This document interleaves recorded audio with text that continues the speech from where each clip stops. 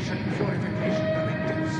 We have created, for the first time in all history, a garden of pure ideology, where each worker may bloom, secure from the pests, obeying contradictory thoughts.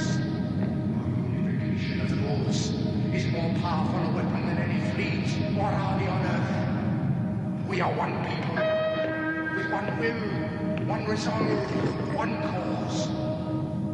Our enemies shall talk themselves to death, and we will bury them with their own confusion. We shall prevail. On January 24th, Apple Computer will introduce Macintosh. And you'll see why 1984 won't be like 1984.